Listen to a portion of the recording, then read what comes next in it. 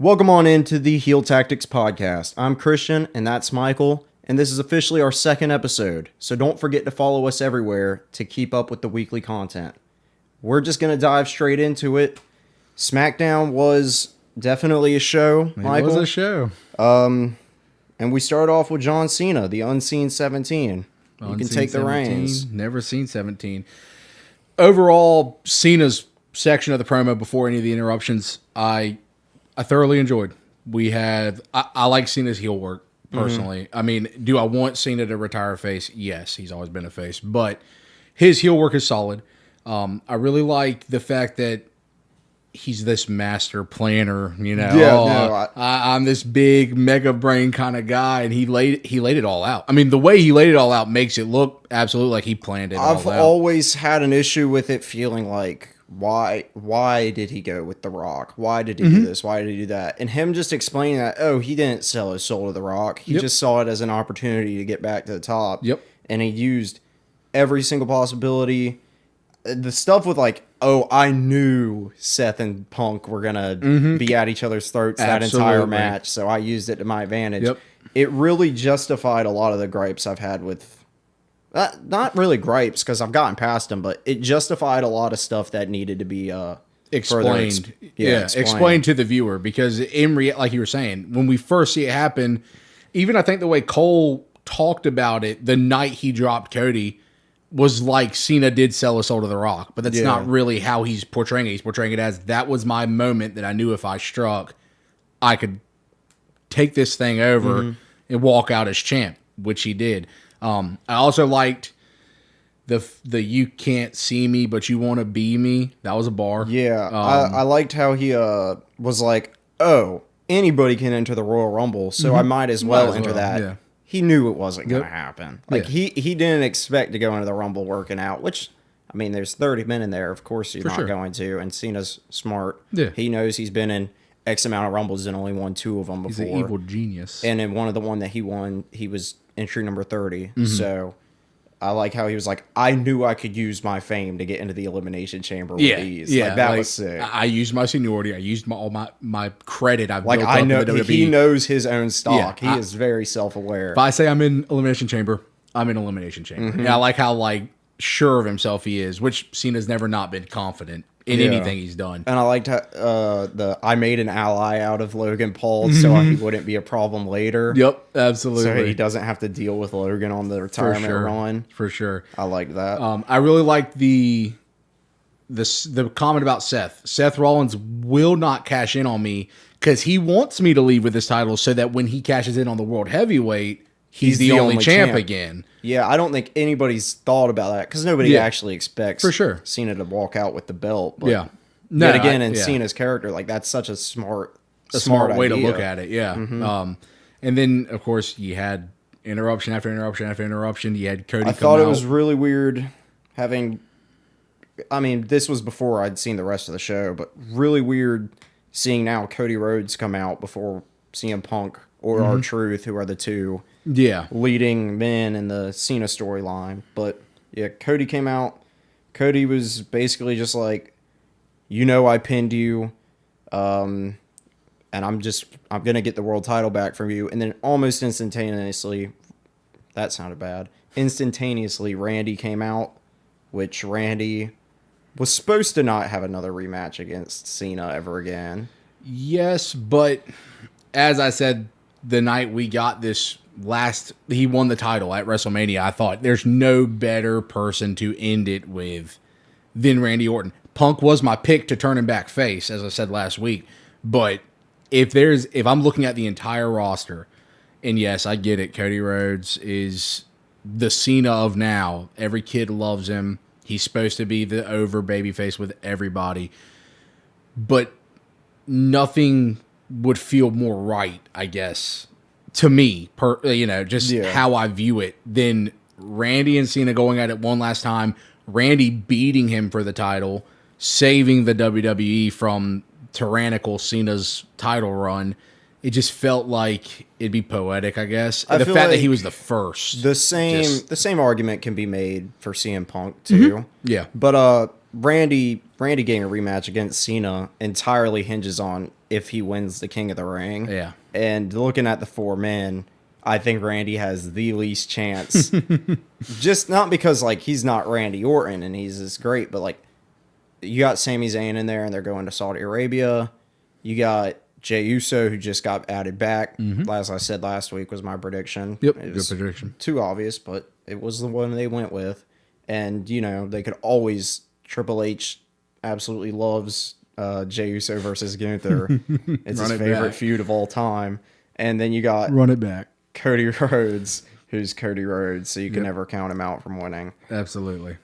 So Randy comes out. I liked how Randy... Actually, I didn't like how Randy repeated himself twice. He was like, Cody, you're like a brother to me. I love you. Cody, I love you like a brother, Cody.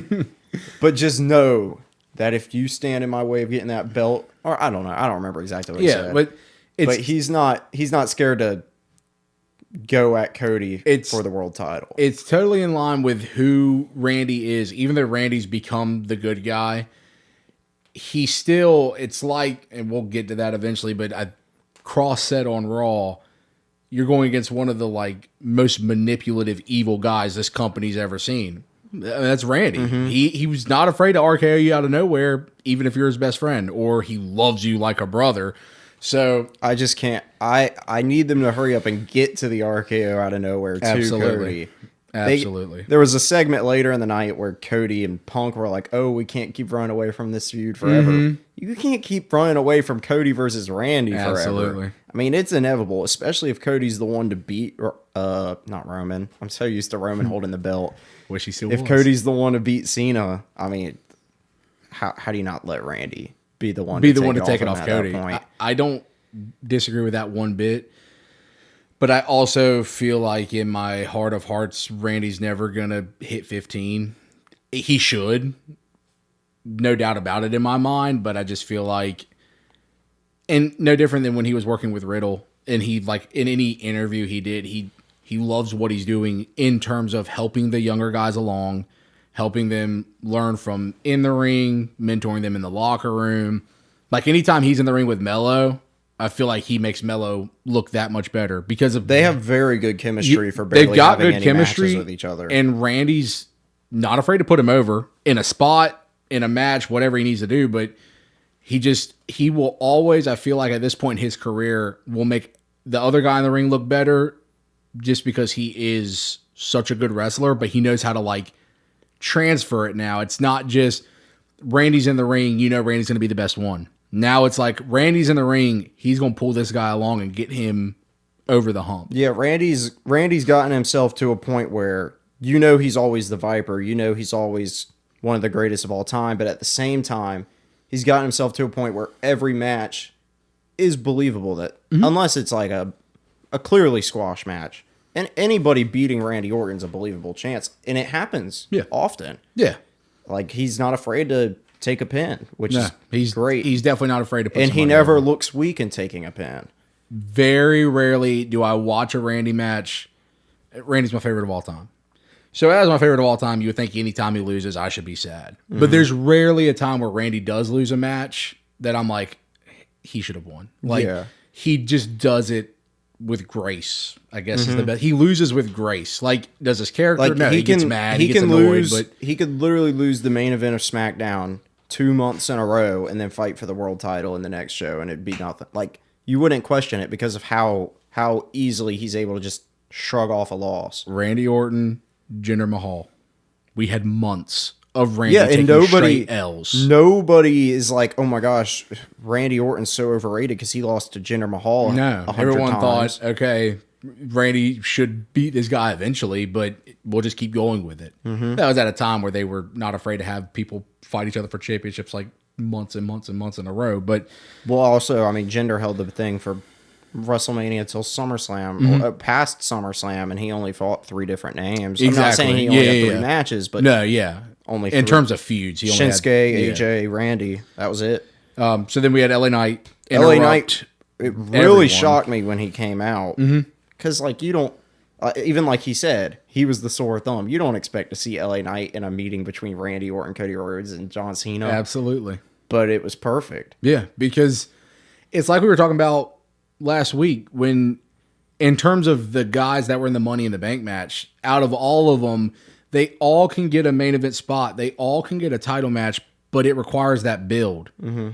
Unlike Seth, where Seth literally snap his fingers, he can be in any world title match, any universal title match, whatever it is. So even if, which he's not progressing in the King of the Ring tournament, but having LA Knight come out and interrupt Cena, Cody, and Randy, those are your three prime candidates almost at any time, excluding like Roman and Seth, to have a belt on them. So it makes sense that I thought you could sow the seeds early that, in a couple months, LA Knight interrupted Cena, and we can call that back so he can challenge Cena for that belt. Or no different than if Cody takes it off him or Randy takes it off him. You have that kind of lined up for down the road. And it also just does a good job of tying in King of the Ring. I mean, LA Knight's going into that ring with two people who are also in the King of the Ring tournament, and Cena, who, if LA Knight were to win, would be who he's fighting for the title. Yeah.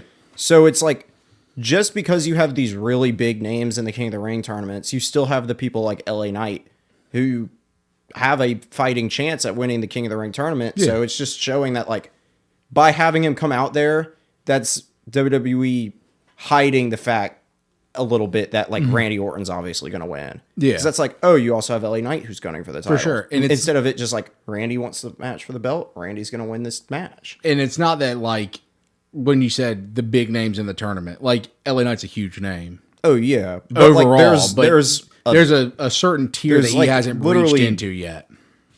One person in probably each of these matches that's like, Cody Rhodes isn't going to lose this. Jey Uso isn't going to lose this. So it's like, it's given believability to Yeah, for sure. Which everyone in the match. From there, with the interruptions and all that, the promo, we roll right into the first fit.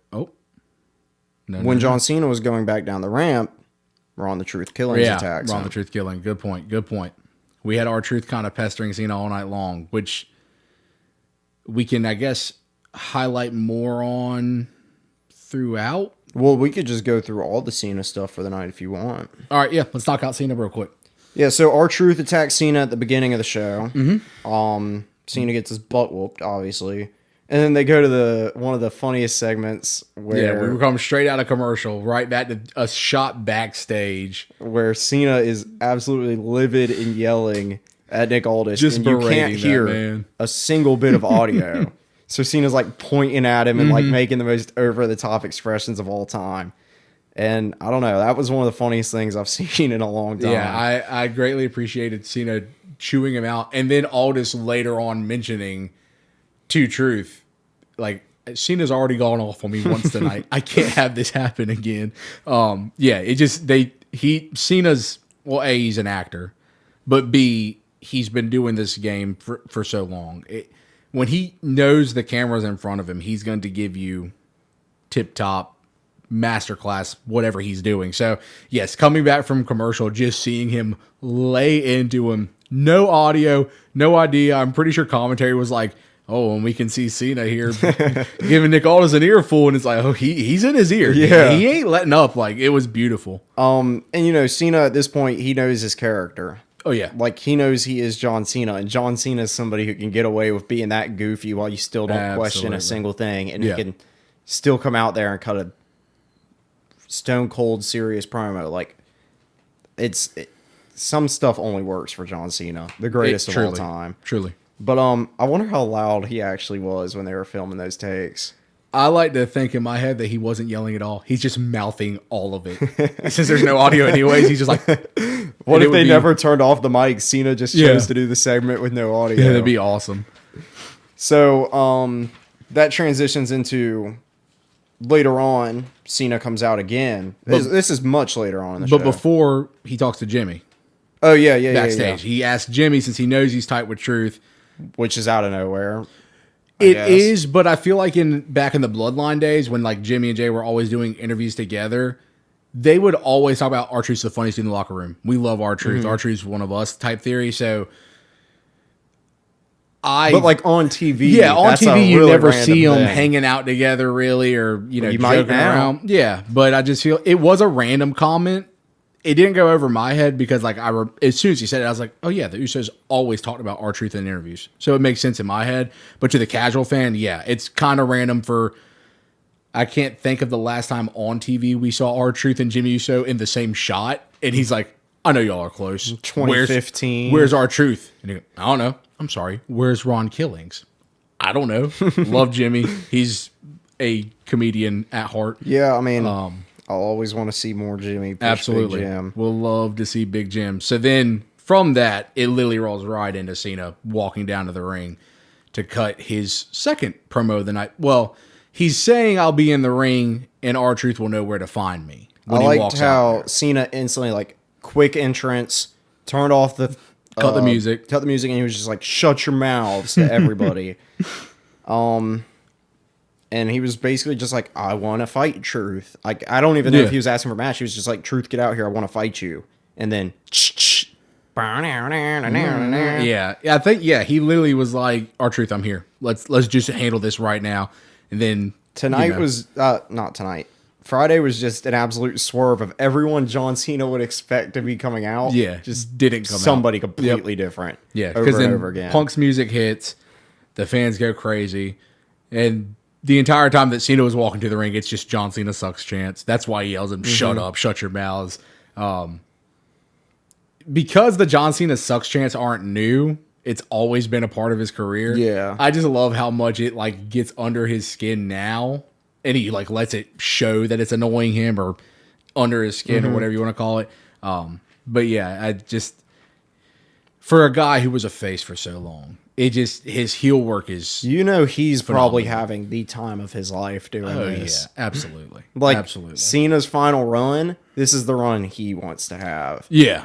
Yeah. Which he's earned, he deserves.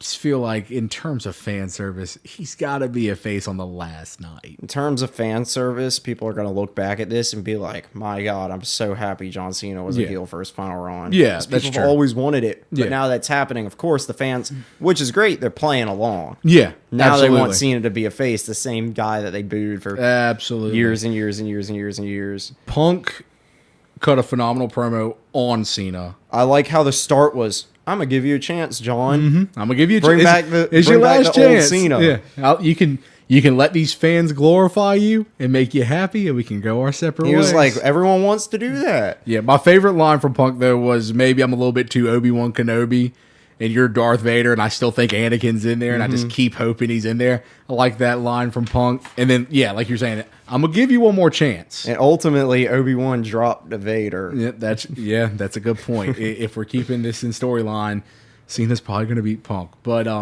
I don't foresee that title changing hands overseas, anyways. I don't foresee that title changing hands. On his American fans would be astounded that it happens in Saudi Arabia. Yeah, for sure. And I mean that he's keeping it till the end, and he's not going face until maybe the last night.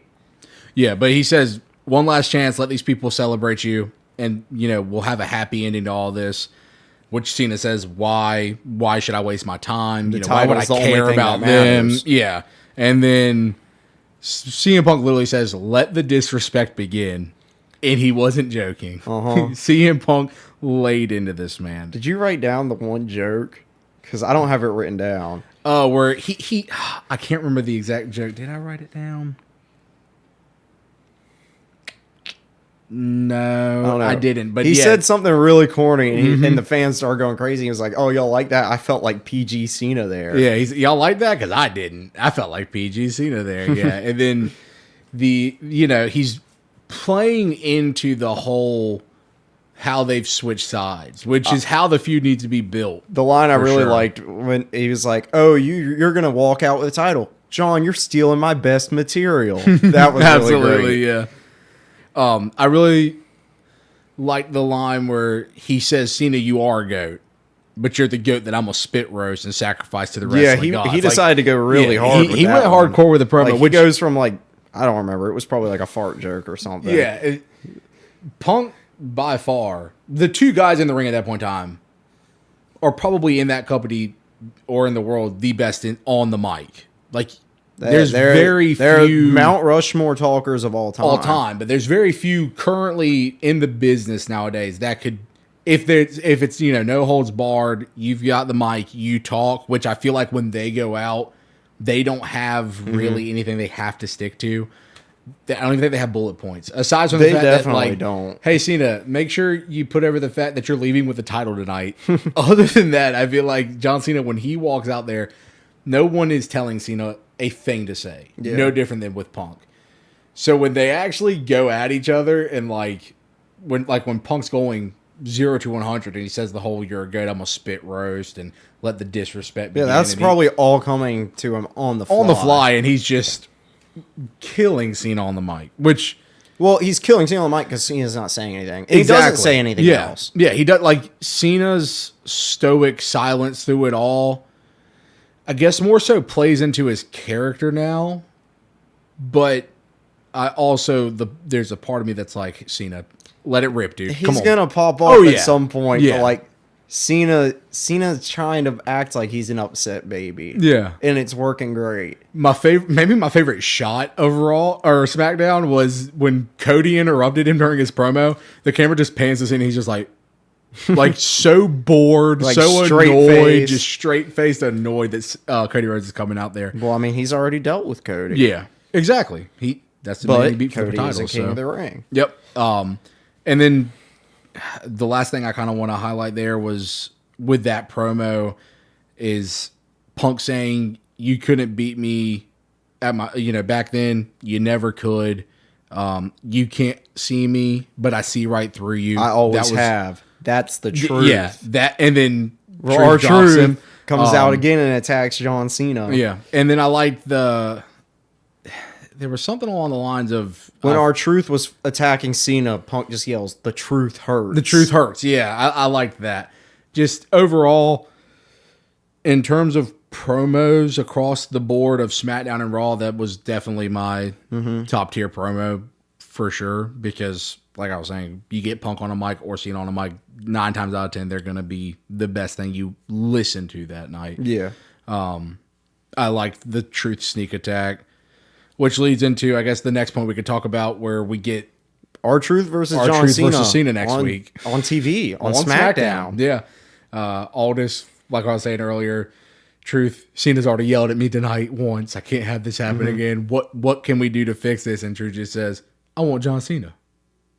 Okay, next week you've got John Cena. They're just giving us simple matches. as that. Yeah, for sure. Which I'm glad that we're getting it because it needs to happen.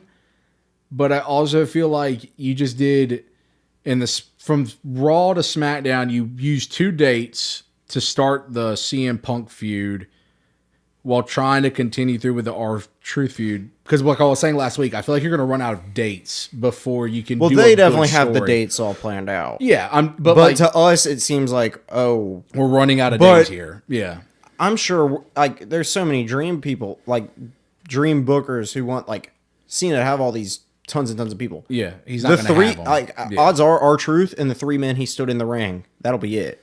I'd love to see Cena versus AJ again, but AJ's I was just about to say AJ would be one of the guys I'd like to see. But that's just because AJ and Cena was Cena's best match. It's not because I care to see the feud ran back. It's just like I want to see if they can them tear the house down. Yeah, for sure. They definitely can, especially seeing what AJ's been doing recently. Yeah, AJ's been on a roll lately, but we'll get to Raw here in a minute. Let's keep it on SmackDown. So we get the announcement of R-Truth Cena next week. Which interesting that they're still calling him R-Truth. Yeah, commentary continues to call him R-Truth. Every time they show like his picture with his name under it, it's always R-Truth. So it's a little confusing, but I also feel sure like it's something that's going to get fleshed out. It's something that's going to get fleshed out, but I also think that Truth can definitely play it like a split personality type thing where he's been kind of doing it on the side. Social media yeah. So with the whole, he is an enigma, I feel like, because he truly is. He's a good wrestler beyond, but then the fact that he's a top tier character worker. He's a top tier character worker, but Ron Killings or R-Truth, whichever one you want to call him, could never step foot in the ring again and still be one of the most enjoyed and like draws in that company. Only off of backstage segments. Yeah. He don't have to come out. Literally, the fans could never see him but on a screen and he's still going to be one of the guys that everyone wants to see. Yeah. I mean, especially now, he's just like he's on Jey Uso levels of over right now. For sure. So then let's roll back, like we were going to go into. Right after the first Cena promo, we get the first men's Fatal 4-Way of the night. You had Randy, Mello, Alistair, LA Knight. This match was so fun. Yeah, his match was really fun. And the quick point I want to say out of all of it is looking at the names. Granted, if you're new to WWE, you may not know much about Alistair, but if you've been watching for a while or watching AEW, you know who Alistair is. Phenomenal in-ring worker. One of the best. Looking at the men in the ring, with Mello being like the newcomer, even though he's been on the main roster for a while now, just he's that young, fresh upstart guy. He is that guy. Is him.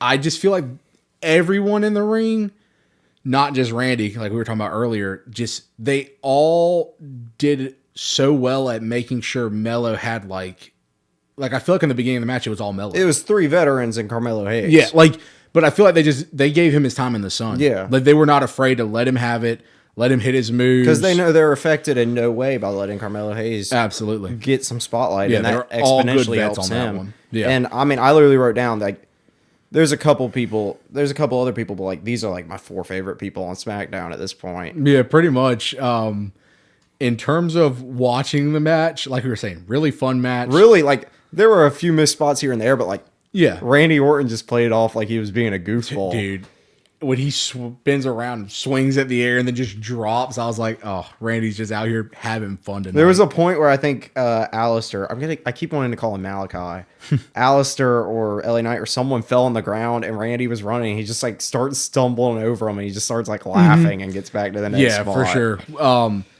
The one problem I had watching the match, which was totally like just production side, is this god awful camera angle in the like bottom left corner. The camera's just sitting there zoomed in on the ring with like the corner being here, but Mello's on the top rope and everyone's going to try to do a move to Mello. Yeah, Mello was on the ropes. He's for just like fighting him a minute. or pushing him off, and it's just like the entire left side of your screen is just Mello's backside, and it's like the whole time. Let's get a little camera cut so we can actually see the action going on in the ring. But yeah, other than that match was probably my favorite match watched across Raw and SmackDown. I agree. It's just overall, everyone had their moment. I really liked the double draping DDT with Mello coming from behind to drop him with I think it was the neck breaker. Yeah, it was super clean. Yeah, that was a really good spot. We had Braun Breaker and Bronson Reed come out there to attack LA Knight. Push LA Knight. They're literally going to cost each other every match in the world.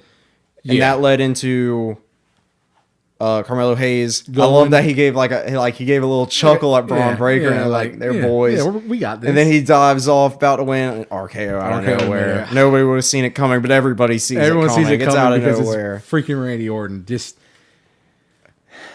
there ain't another guy out there that can do it like Randy. There was the one point in the match where I can't remember what move he did onto Mello, and he just starts like, I don't know what you would call this motion with your hands. Yeah, it was after he did all 3 of the like scoop slams when they're bouncing off the ropes, and he just goes, just having whatever you would call that, a little like, I call it shaking the celebration, like just like playing in the fans, letting the fans applauding love him. yourself. Yeah, and I think he knows the fans are there and they want to cheer Randy, so he's just playing into it. I think you'd be very hard pressed to find someone, even if they're not like a WWE fan or they're not like they only like NXT or they only like the women's division or whatever. No one's gonna say something bad about Randy. Yeah, like Randy will be Mount Rushmore on until he RKO's Cody Rhodes. Oh well, when that happens, the world might freaking implode when Randy betrays Cody down the road. Or they'll do what they did with Cena and they'll just start booing Cody randomly,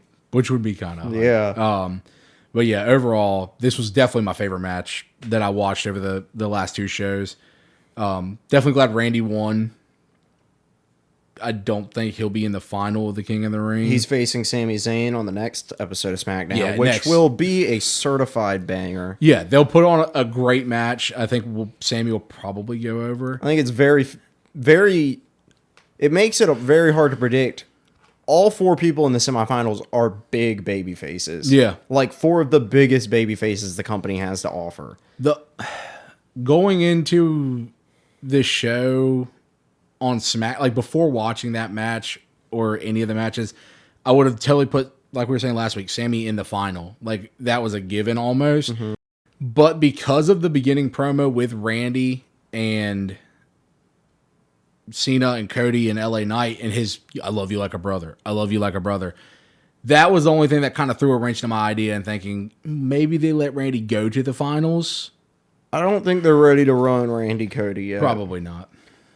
But 2 random points I wrote about this.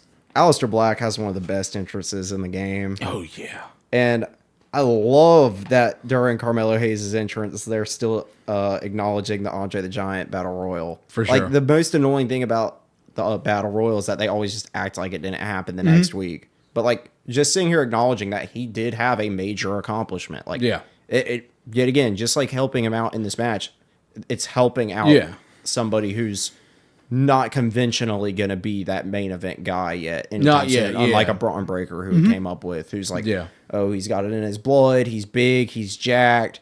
Carmelo Hayes is a high flyer. Carmelo Hayes is a trash talker. It's going to take a lot more for him to get to that level, and they're helping him out any chance they can get. Yeah. So leaving that match, we get the Randy dub. We know Randy's moving on in the tournament. We roll into another fan favorite on the Smackdown brand. Another one of my favorites on the Smackdown brand. We get Jacob Fatu. America's most wanted. Absolutely. We get Fatu. Can you do his other catchphrase? I want to hear you say it. The I love you solo? Which one? Oh, yeah. I can't do it. You got it, I mean? Yeah. I can't roll it like that. He's too smooth with it. Even Solo, I think, tried to do it in this promo thing, and it's never going to come off another tongue like it does Jacob's. But overall, I feel like Jacob didn't say anything of much meaning, and then the promo goat Solo Sikoa comes up on the screen. The vignette goat. Definitely. Solo comes up, and he was like, yeah, you weren't anything until I brought you here. Which, sure, technically Solo didn't actually bring him there, but, like, it's true.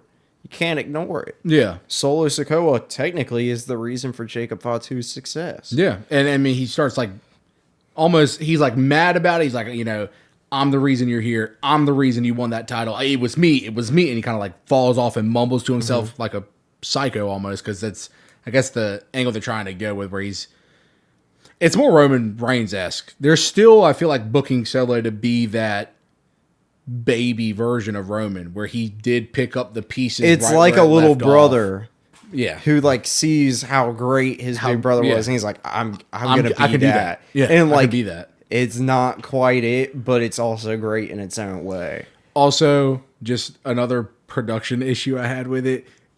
Over Solo's shoulder, the way the lighting was on JC Mateo, and he had like sunglasses on, like the shade from his sunglasses went up like this on his eyes. He looked like he was just wearing some really weird like mask thing. Wasn't a fan of it. Let's get a little bit more lighting coming like down on his face. Maybe super villain JC. He looked like a weird Power Rangers super villain or something. It was odd, but basically Solo was like, I'll still take you back. All you got next week, you just got to say the 4 words. And then he was like, and if you don't, I brought you into this world, and I'll take you out. Yeah. Corniest line of all time. Corniest line of all time. It only works for an angry mom. But yes, it works for Solo's character. He lives to be corny. Yeah. You know, I wrote down here, we're going to get Hikuleo next week. Nope. Hikuleo debuted on a dark match or main event or something like that, wearing this goofy-looking Tongaloa gear. It probably wasn't main event, because I think they still technically put main event out as like a I saw Smackdown banners on the clip, but I don't know if they keep the Smackdown banners up when they're doing main event or not. Yeah. I feel like they usually switch it, but I can't remember the last time I watched them film main event, because I feel like, well, with SmackDown, they don't film main event anymore. They think they do the speed stuff. Because the last SmackDown we went to, they were filming speed. So They may only film main event unless he debuted before on or after Speed. Oof, That'd be horrible. That'd be a debut. No, right he came there. out. It looked like he was wearing like a black trash bag with red lines on it. Like that was not the fit. They got him in the same thing the Tongans were wearing, but 10 times baggier. All right, so post Jacob solo talking, we get, because we're gonna have the other women's fatal 4-way, we have two women's fatal 4-way still coming up. We get a backstage segment because Chelsea Green's supposed to be in the second fatal 4-way, and she's not actually backstage. It's actually the Secret Hervis with Chelsea's Piper on and Alba, FaceTime. and she's FaceTiming Nick Aldis. She's sitting in a nice pool, bright and sunny out. Just relaxing. Yeah, Nick, my flight got canceled. I can't make it. No, she was like, "Can you send me a private jet?" So send a private jet. Post oh no, she wanted to postpone. Wade Barrett wanted the private jet. A private jet. So, of course, Aldis says, "I'm not doing that. We're not postponing the match. It's happening tonight because we have implications moving forward." Makes sense. Being a good GM. So he decides, well, Alba Fire's here. She looks ready for a match. She's representing your faction. We'll put Alba Fire in the match. To which Chelsea starts screaming through the phone. Even Alba is protesting. I don't sign off on this. This is not right. Yeah, Alba's like, now I have to go get in ring gear, which she didn't change her gear. She just wore the suit. She wore the same Secret Hervis outfit. With a Chelsea Green t-shirt on under it. And then we get Zelina coming in to talk to Aldis. So Zelina grabs the phone out of Aldis's hand and turns down the volume. Doesn't hang up. Turns it down and like tosses it on the table beside him. So when she starts pleading her case about how she wants Julia next week, and Aldis is like, maybe, and then she's like, no, cuts Aldis off. Face to face, not a match. Yeah, I need to get this going with her. I think they're just ready to get it off of Zelina. I think probably you got to have a women's match at Night of Champions. Mm-hmm. I think this will probably be the one that they pick. Okay. Just because it doesn't feel like any of the other title, neither of the women's title feuds are developed enough, and they probably want to wait till Evolution for sure. And unless they do a quick Nia Tiffany match, but it's getting tiring. These just every couple weeks, Nia Jax versus Tiffany, because you gotta have Tiffany fight someone, and it's not like they're bad in ring with each other or anything, but it's like they're going back to the well. We need some variety. Yeah, we need variety in terms of opponents. But everyone's caught in the Queen and King of the Ring. Yeah, the tournament's taking priority over everything right now, which I like, because when you have something like King or Queen of the Ring, it should be, even though your world titles are your most important thing and then your mid-card titles are important, that tournament to build up to one, who's going to be the King or Queen of the Ring of that year, but also get the next title shot, should be like your main focus when you turn on the TV, which they're constantly promoting coming in and out of commercial break. This is the bracket. They're even changing the banners to King of the Ring instead of SmackDown during the matches. They're making a big deal out of it, which it should be a big deal. Absolutely. The only other thing I want to say about the backstage segment was the entire time that Zelina's pleading her case to Aldis, you can just slightly hear Chelsea in the background screaming through the phone, which I greatly enjoyed because it's totally in line with her character. To which after that, like you said, Wade Barrett says, "Get her a private jet, Aldis or Nicholas," and he says, "Worst GM ever." Wade Barrett, our favorite on this pod. One of the best commentators. He's probably the best right now. I mean, Cole's going to be the GOAT, but in terms of who I like to listen to, I personally enjoy Pat. I know not a lot of people enjoy Pat McAfee, but I've definitely gotten... It's when Pat gets back from a hiatus. When he gets back from a hiatus, he's really over the top. Yeah. Once you get used to it, once he calms back down a little bit, Pat McAfee's fine. Yeah. But I also wouldn't want to hear Pat with anybody besides Michael Cole. Yeah, him and Cole are the duo. It wouldn't really work. Absolutely. So... Whose phone was it? I think it was Alba was holding the phone. Did Alba Fire just doesn't have a phone?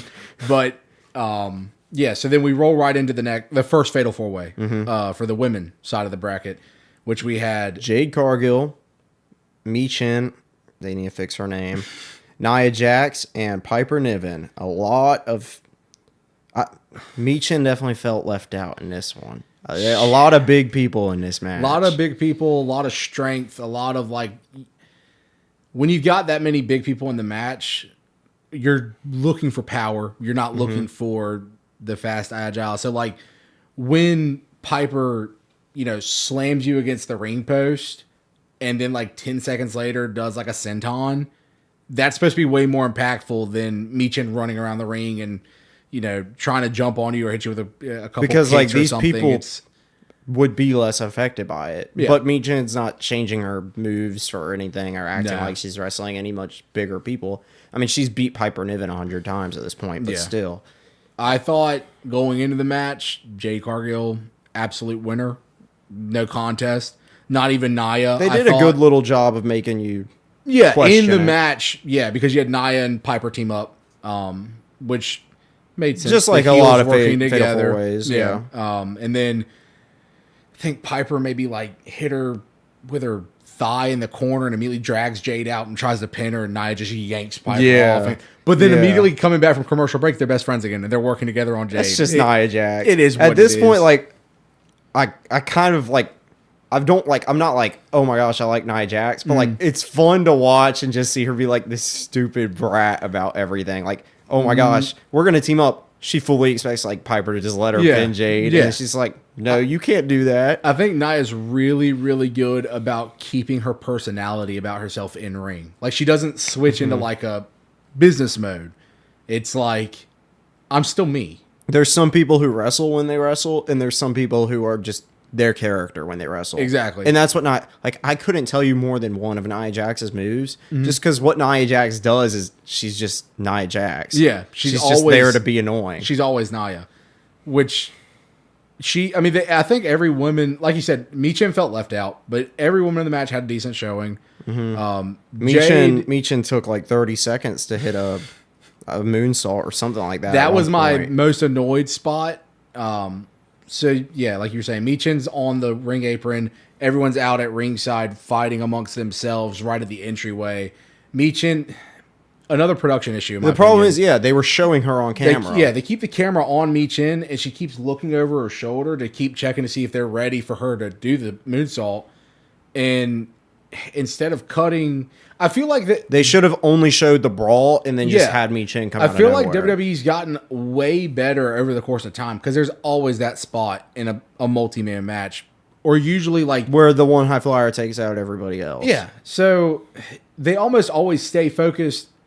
I'd argue they focus on the fighting too long most of the time to where you don't even get to see the person going up to do their move. You just see them come into camera and hit everybody. Yeah.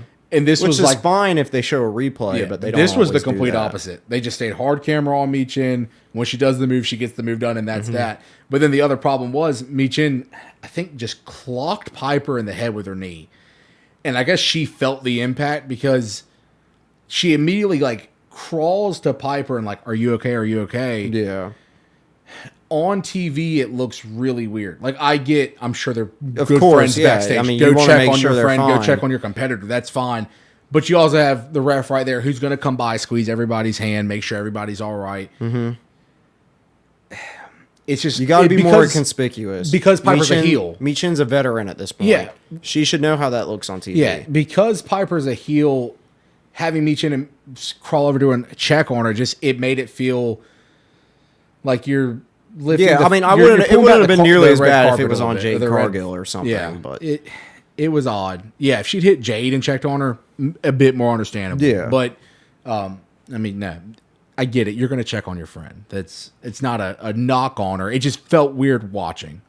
But other than that, like I said, the Jade spot where she picked Piper up, hit her finisher, just takes a lot of strength. It's impressive. There was the point where Piper put Nia Jax through the barricade, which cool to see Piper go over in a big spot like that on Nia, because Nia's their bread and butter main eventer at this point on SmackDown. On SmackDown, yeah. Letting Piper hit a big spot like that was really cool for her. Yeah, just overall, it was a solid match. Yeah. We're getting Jade Cargill versus Roxanne on the next SmackDown. That theoretically should be a squash. I don't know if it will be. It probably won't be, but theoretically, yes. Jade's my pick to win the whole thing at this point. Me too. Totally foresee her winning. Probably challenging Tiffy. I don't think it's a choice. I think you just challenge for who's ever on your show. On your show, okay. So challenging Tiffy. But Naomi might cash in on Tiffany before that. See, I think the complete opposite. Or Naomi might cash in during that match. So we'll get into that because we have the Naomi segment. Following suit from that, Naomi comes out with her Money in the Bank, and she's kind of on the same line Becky was when she came out with the IC, like, oh, no, you deserve it chance. She didn't say that, but it was the same kind of I told y'all attitude. I was going to win. Why aren't y'all cheering me? Why aren't y'all happy for me? Well, I'm done being the person that's going to get walked over. I'm done being the person getting stepped on. I'm going to take this division basically by the horns and run it. Mm-hmm. I've got the item that allows me to do that. And then she specified Tiffy. Which makes a total sense. As she brought up, Tiffany cost her match after match after match after just being stupid with the Money in the Bank briefcase, because that's when Naomi was having world title matches every other week. So it makes 100% sense that she's like, I don't like you. Yeah. I'm going to cash in on you. Absolutely. And that's where I feel like it won't be on Tiffy. I think we get a Jade-Tiffy match because Jade wins Queen of the Ring, and she either costs Jade by cashing in, or as soon as Jade wins, cash in on Jade. Or she cashes in during the match. Yeah. Triple threat style. Oh, maybe. I don't think that's really Naomi's character right now, but maybe. No, but if you see the opportunity, you go for it. Yeah, for sure. But I liked how Tiffany came out there, and she was like, oh, I'm right here. Why don't you cash it? And Naomi looked around for a few seconds. She was like, do you think I'm stupid? I'm going to cash this thing in when I want to. Yeah, no. I love Naomi. I love Tiffy. She was like, I'm going to make your life hell. I'm going to make your life hell. And then we get Nia Jax. Nia Jax out of nowhere coming to attack Tiffy. And then Bloodline teaming with Bloodline. Naomi and Nia. My biggest problem with it was Naomi goes to leave. Nia jumps Tiffy. I wonder if Nia ever left ringside, or if she was sitting there selling the barricade spot the whole time. Naomi gets back in the ring, like making that whole, is she going to cash in? And Nia just goes, no. I loved that. Get out. I loved that part. I loved it on Nia's behalf, but I hated that Naomi listened to her. Like, you just gave us that whole... Well, Nia wants to fight Tiffany for the belt. If Naomi cashes in, Nia will probably just beat her up because she wants to beat Tiffany for the belt because she hates Tiffany. That's a good point. Everyone hates Tiffany. With the promo that Naomi was bringing about how she's going to run this division and she's not taking no for an answer and all that, to immediately be followed up with Nia Jax tells you to get out the ring and you listen to her was kind of weird in terms of character. It's going back to the classic Money in the Bank formula of making Mr. or Mrs. Money in the Bank look really weak until they win the title. Speaking of weak, maybe we can get into what I thought was the weakest match of the night. We had a tag team match leading into it though. Yeah, we had all the tag teams. A tag team summit. Aside from one tag team, I'll go ahead and hit it here. Humberto and Angel are the AAA tag team Congratulations, champions. Humberto and Angel. It's sick. I mean, they've never won anything in WWE, so I'm really happy to see them have something. Really cool that, like you're saying, they have something, but also the fact that it shows the... You know, we had the Worlds Collide, and then we had Octagon Jr. fight Dom for the IC title. Again, we knew he wasn't going to lose, but that whole actual thought process of, oh, there actually is an inner working relationship here between these companies. It's not just a one-off. It's not just we got pop out of them for one night type theory. It's actually, hey, we're sending guys over to your promotion right now. They're going to win your tag titles, and then they're going to put your guys over down the road to win the tag titles back. Just builds for a good relationship between the two companies. And it's really great that it's Humberto and Angel. Yeah. Like, with Trick winning the TNA title, like, Trick's one of the top dogs on NXT, you know that. It's cool to see here these guys who've always been fighting for their spot. WWE's like, we trust you enough to represent our company in a completely other country. Yeah, for sure. Like, y'all are our representatives at this point. We're making this decision with you. It's not like they sent DIY... or the Street Profits, or Motor City Machine Guns, who are top dogs in that division. They sent a team really deserving of it. Yeah. And then, so we had the Tag Team Summit. We had everyone arguing as to why they didn't want to fight the Wyatt Six, or handle the Wyatt Six problem. And I loved DIY sat there and they're like, oh, we volunteer them. Mm-hmm. We volunteer them. Just volunteering the other teams. Exactly. Oh, well, let's volunteer them. The champs, they should deal with it. Oh, well, they're the... To which Nick Aldis says, y'all are the vets of the division to Motor City Machine Guns, so you get to handle them. Mm-hmm. Which is the right choice. It's the right choice, and we get to experience the Motor City Machine Gun entrance. Then Wyatt raise 6, your fists. Raise Motor your City fists. Machine. Raise Raise your your fists. Gotta say it 100 times. I don't hate Motor City Machine Guns, But why is it like? raise your I don't think fists. it's catching on. No, probably not. I don't think any little kids are going to Smackdown in a Motor City Machine Gun shirt. Raise your and fist, raising Dad. their Come on, fists. Dad. Come raise on, your raise fist. your fist. Yeah, I don't think it's catching on, but They need to hit a little bit of a. Their character needs to stop being that. Oh, we're the veterans from TNA. Yeah. Let them be the Motor City Machine Guns. Agreed. And both of them can wrestle. It's not like they're bad Easily, wrestlers. yeah. And the two guys that they fought in Joe Gacy and Lexter Dumas. Dexter Loomis. This match was something else. They can wrestle. Doomis. They can wrestle as well. Nothing against the competitors in ring. From the moment the Wyatt Six stopped halfway down the entryway, and then the lights just flash on and they rush the ring, I was totally unsold. I'm just not sold. You know this. Yeah, The Wyatt Six just don't do it for me. Me either. Look, if you're gonna do a Bray Wyatt Memorial faction, I guess these are the right people to pick. Yeah. But I feel like one, why are they going after tag titles at this point? Like belts don't make sense as a motivation. Yeah. Why are they still using Bray's song? They should have their own theme song. They shouldn't be using Bray Wyatt's theme song. Yeah. And why is Uncle Howdy like everything he does as Uncle Howdy, not as Bo Dallas, and even as Bo Dallas at times, is just trying to be Bray. Yeah. And I don't want to get disrespectful here, but like you're not your brother. Yeah, you're not Bray. And I don't think the Uncle Howdy character was originally created. When Bray was around, Bray, I think, came up with the character. It wasn't created to just be Bray Wyatt. Yeah. It was something entirely different. The point I'll make is this. Paying homage to someone is totally different than just trying to take over the mantle. Like this feels like they're just trying to be the Wyatt family. When Dusty Rhodes is one of the most beloved wrestlers of all time. When Cody's in a match and he hits the elbow, it's homage. That's a good homage. It's not him being Dusty. He's not coming out as the American Dream, son of a plumber. Yeah, he's being Cody Rhodes, paying respect to his father, who, again, is one of the greatest and most loved wrestlers ever. He gives you that kind of, hey, Dad, this is for you. Fans, this is for y'all as service for loving my family. But then there's nothing else Dusty about it. Yeah.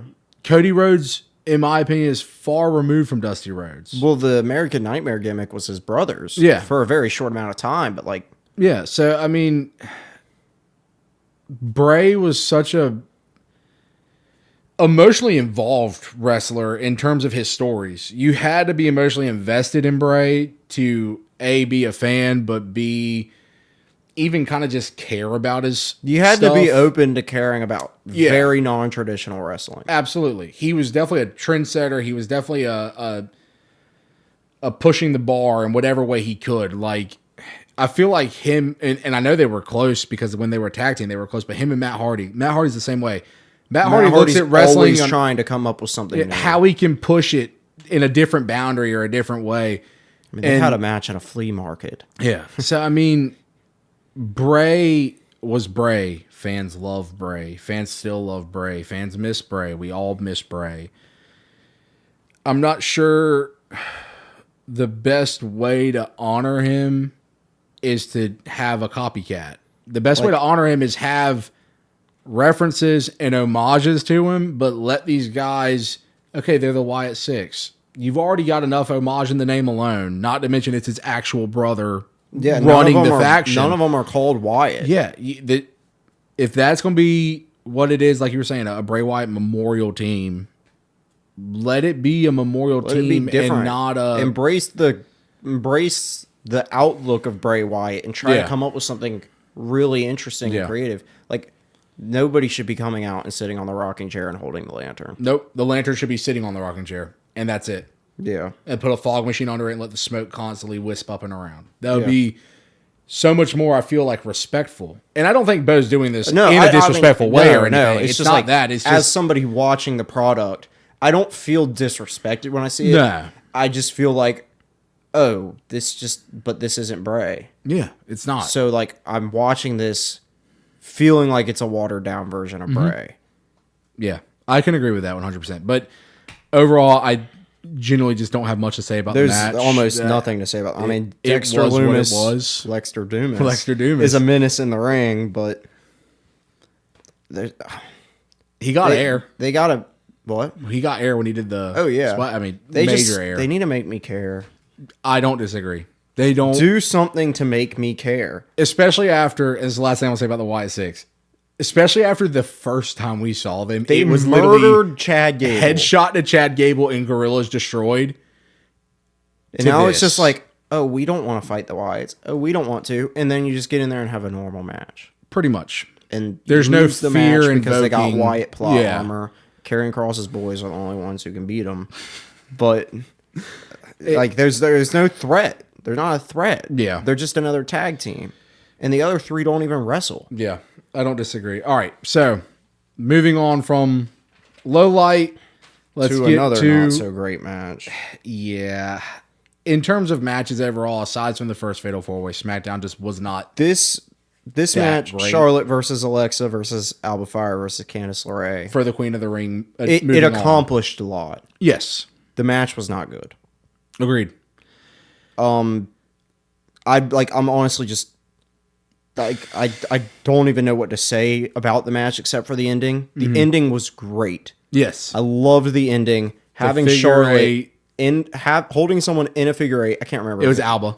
Holding Alba in the figure eight while Alexa just hits her finisher and pins Candice. Yeah. Like, I haven't ever seen anything where like, oh, you just do that.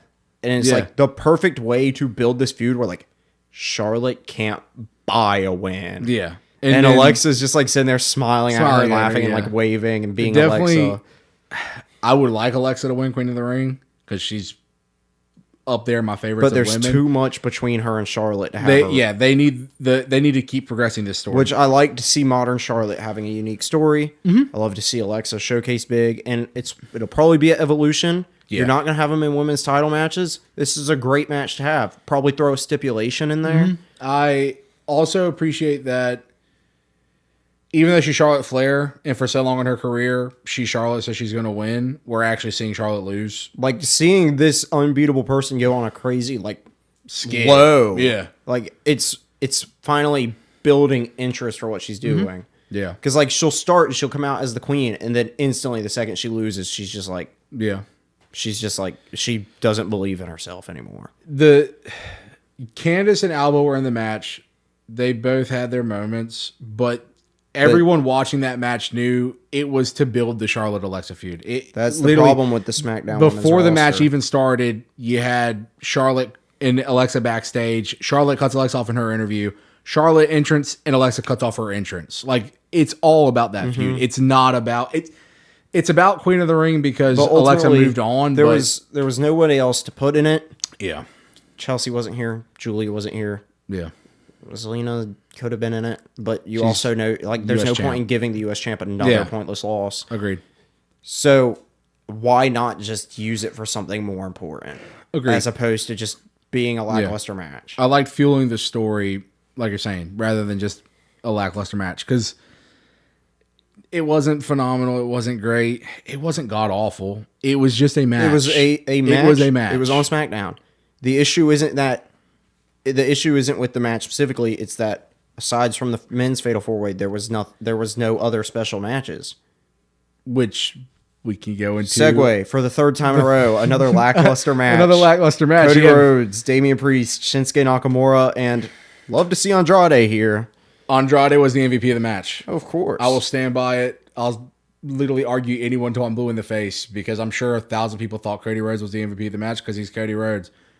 Andrade by far looked the best. I thought had the most impressive moments. I wrote, let's keep the Andrade gravy train going. I feel like for Damian to have been in it, it felt Damian like Damian wasn't in it.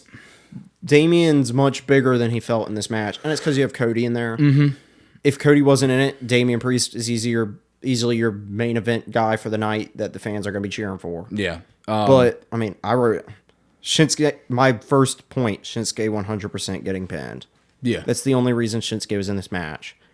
Which, honestly, I'm slightly happy about.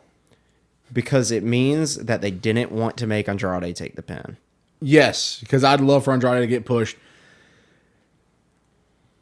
Cody Cutter. I saw people move in wrestling. He can't even hit it. I saw people on Twitter. I don't know who. I'm not calling people out specifically. I just scrolling through Twitter. I saw people saying, "I wish the Cody Cutter was his finisher and not the Crossroads." I think both moves are trash, but the Crossroads he at least successfully hits every time. Yeah, the Cody Cutter he has a 50% chance of missing. You hit a double Cody Cutter that realistically was a double backwards flying double forearm. You didn't cut them. The Cody Cutter requires too much of the other person.